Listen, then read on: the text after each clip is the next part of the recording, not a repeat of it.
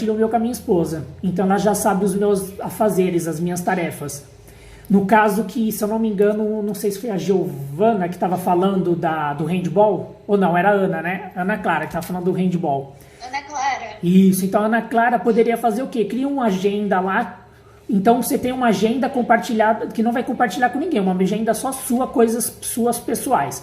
Porém, você pode ter uma outra agenda que você vai compartilhar com a sua equipe, com o seu grupo do handball, com suas colegas de sala. Então eles vão estar sempre sabendo o que cada um está fazendo. Então coisas que não é tão importante ou que você não precisa deixar no privado, você pode compartilhar. Isso que eu faço, eu tenho uma agenda compartilhada com meus colegas de trabalho também.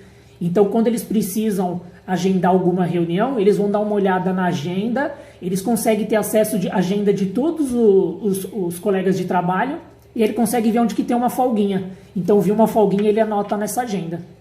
Então, a gente consegue estar um mexendo na agenda do outro também. Então, isso aqui é legal. Ele vê uma folguinha na sua agenda, então ele falou, opa, esse horário tá vago. Aí só confirma. Ana Clara, esse horário aqui você tá livre? Você não tem nada, não tá fazendo nada? Não? Então vou marcar aí a nossa reunião do handball. Então, tem essa opção também. Outros meios também que dá para utilizar, porque eu me aprofundo, né? Quando eu gosto de um tema que eu estudo para fazer as palestras, eu me aprofundo, então eu utilizo vários meios. Todos esses meios que eu estou falando para vocês, eu utilizei todos. E aí eu sei o que para mim funciona e o que para mim não funciona. E por que eu falo para mim? Porque cada um é de um jeito. Pode ser que para mim tem que ser Google Agenda no celular.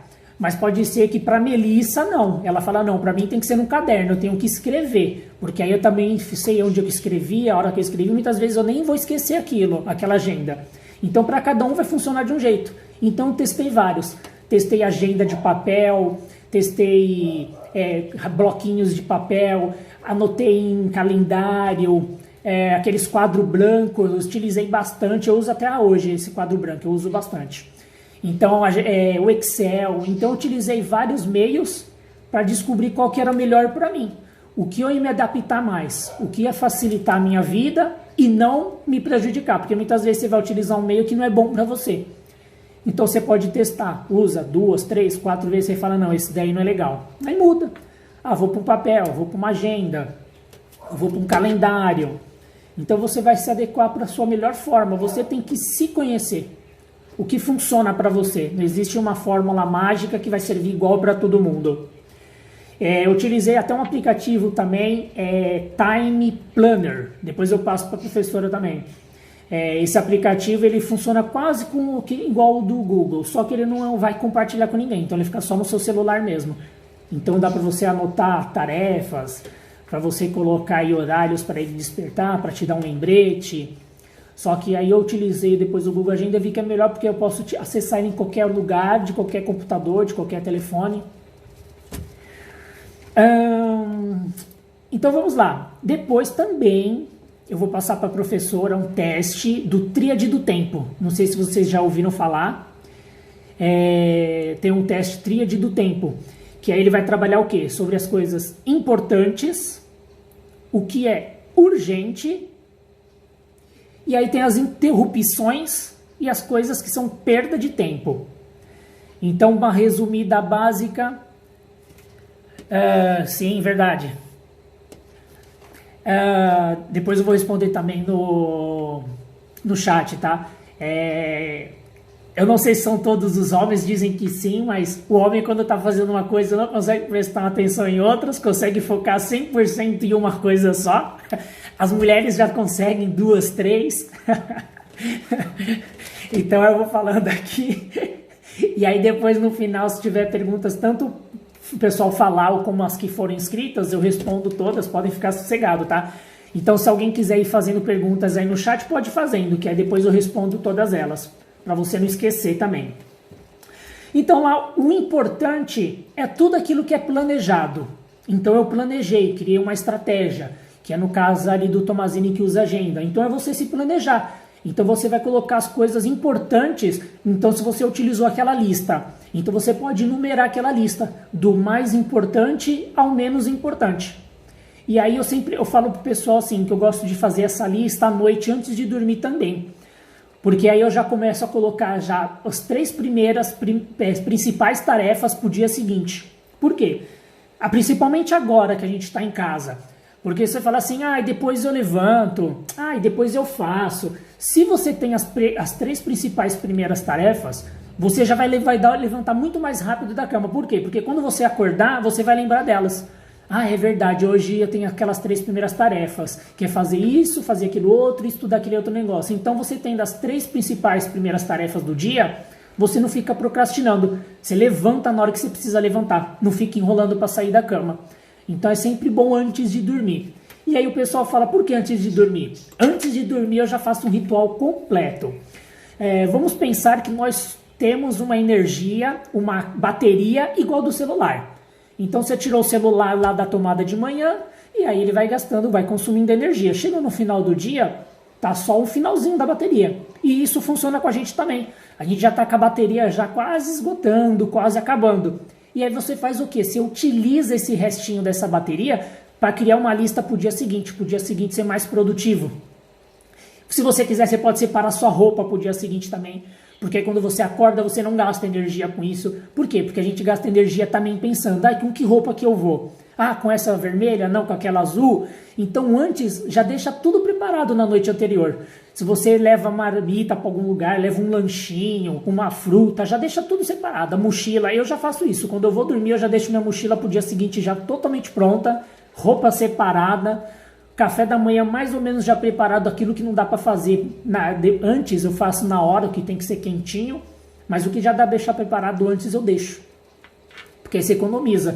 E aí pronto, acordou, você já tem as 3 primeiras principais tarefas e depois outras tarefas também. Então você já acorda já com gás para executar aquelas tarefas e não já vai gastar bateria com o que eu vou fazer, eu começo aonde, o que eu faço primeiro, o que será que é mais importante? Então não, você já fez isso na noite anterior, então você já sabe já aonde você vai focado naquilo para fazer. Eu não tenho tempo, isso daí é o que as pessoas mais falam, né? Eu não tenho tempo, eu não consigo horário para fazer isso. Quando eu digo que eu não tenho tempo, eu estou dizendo que aquilo não é prioridade para mim. Porque não existe isso que eu não tenho tempo. As 24 horas minha é as 24 horas da Yasmin, da Beatriz, do Tomazini, da Cris, então é igual. E se você tivesse 36 horas, você também ia falar, eu não tenho tempo. Então não. Então eu tenho que ver o que é prioridade para mim, naquele momento, para que eu consiga fazer. Agora, se eu não consegui fazer aquilo porque não tive tempo, não, é porque aquilo não era prioridade para você. Aquilo não era importante. Porque se fosse prioridade, se fosse importante, você fazia. Se você tivesse colocado na sua lista, na sua agenda, você teria feito. Então, tudo aquilo que eu não quero, eu coloco como, eu não tenho tempo. Eu não consigo, não deu tempo. Então, sempre lembrando, prioridade. Certo? E aí a gente coloca como segundo as coisas urgentes. Então, o primeiro é o que é mais importante. O segundo é urgente. O que é urgente? É aquilo que eu devia ter feito e não fiz. Deixei para a última hora. Silvio, fazia muito disso na escola, eu confesso. Deixava trabalho para depois, estudar para a prova para depois. Era tudo para depois porque eu não tinha tempo. E aí eu deixava para depois, o depois nunca chegava. E muitas vezes eu não entregava trabalho ou entregava tudo de qualquer jeito.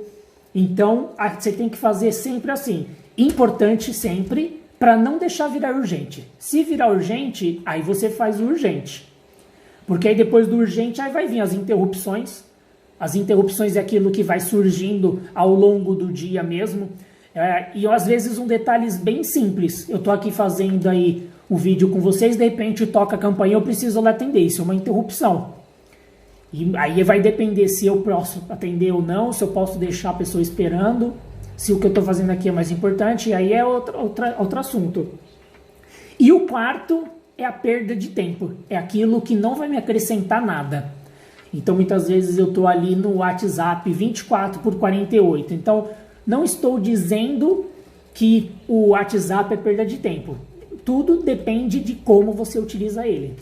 Então, se você coloca ali no seu dia um horário específico ali para você perder tempo mesmo, só para você conversar um pouco, desabafar, Às vezes você estudou muito e quer pensar em algo diferente, algo novo para dar uma relaxada, aí tudo bem. Agora tem pessoas que fazem isso daí 3 horas por dia, 5 horas por dia, 8 horas por dia. Se você olhar lá no seu histórico, ele mostra lá quantas horas você ficou no Facebook, quantas horas você ficou no WhatsApp. E se você calcular isso por semana, por mês, por ano, quanto tempo você não perde? Eu mesmo fiz um negócio. Eu, quando estou em casa com a minha esposa e com a minha filha, eu não mexo no WhatsApp. Eu vou mexer em horários específicos. E que horário é esse? Quando elas já foram dormir, ou quando elas não acordaram ainda, ou de repente eu vou no banheiro fazer número 2. Aí eu mexo no WhatsApp. Então são alguns horários, então eu não vou deixar de viver momentos bons ou meus de estudos para ficar mexendo no celular. Quando eu vou estudar, eu desligo o celular, deixo ele longe de mim, não deixo perto, porque senão vibra, você já quer olhar para o celular, então você perde o foco. E aí, para você voltar o foco àquilo que você estava fazendo, você chega a demorar aí de 5 a 8 minutos até você focar mesmo. E aí você perde tempo nisso. Então, você tem que focar. Tem pessoas que estudam, que nem um exemplo, você muitas vezes fala assim, eu vou estudar hoje 3 horas.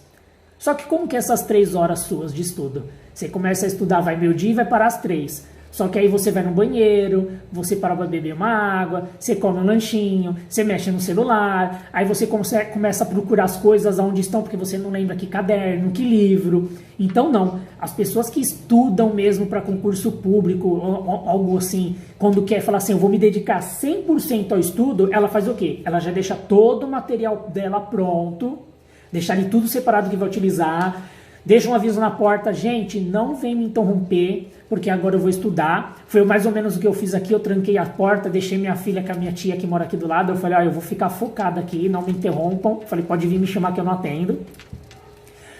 E aí você monta aquele momento e eles fazem como? Se eu vou estudar 3 horas, é 3 horas contados no cronômetro.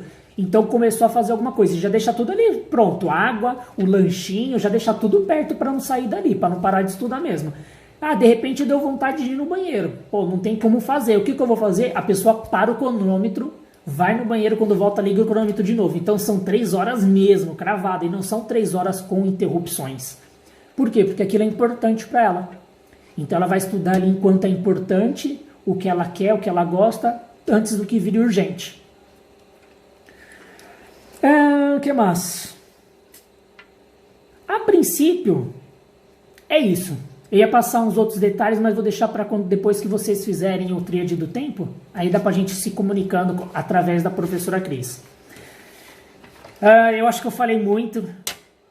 Eu me empolgo, eu falo demais. Se deixasse, eu ficava aqui até amanhã falando. Então, se a professora Cris quiser ligar o áudio, quiser falar alguma coisa, fica à vontade, a sala é sua. Eu gostaria muito mesmo. Silvio, tem uma coisa em você que eu sou apaixonada, né? É o seu ânimo. Eu acho que você é uma pessoa muito animada. E para a atividade que eles consideram que é importante, porque os grupos lá no colégio, os grupos de interesse, as pessoas se inscrevem de acordo com a habilidade que eles acham interessante. Sim. Então, esse grupo que você está falando, que é o Olhar do Bem, é o grupo que acha importante a questão social, de se doar para o outro ou fazer algo para o outro. Posso contar para eles qual era essa profissão? Claro, por favor, fica à vontade. O Silvio era palhaço, gente. Conta um pouquinho para ele, Silvio. Sim, eu até nas minhas palestras eu conto um pouco da minha história, né? Porque o pessoal fala assim, nossa, mas como você chegou nisso? É porque eu comecei a ver que desde criança, tudo que eu fazia era para tornar a vida das pessoas mais leves, mais saudável, trazer alegria, trazer felicidade. Desde criança eu era um palhaço dentro de casa. E aí eu comecei a ver essa profissão como profissão mesmo. E aí eu criei um personagem, um palhaço Soneca. O palhaço Soneca já tem 15 anos. Eu comecei com festa infantil, fazia muitas festas infantis. Depois comecei a fazer festa de final de ano de empresa. E comecei a fazer alguns eventos maiores. Até que eu fui chamado para trabalhar com Patati Patatá. É isso mesmo. Trabalhei 7 anos com Patati Patatá. porque além de palhaço eu sou professor de dança também. Então eu fui bailarino deles, é um palhaço bailarino, então eu viajei com eles o Brasil todo, viajei para fora.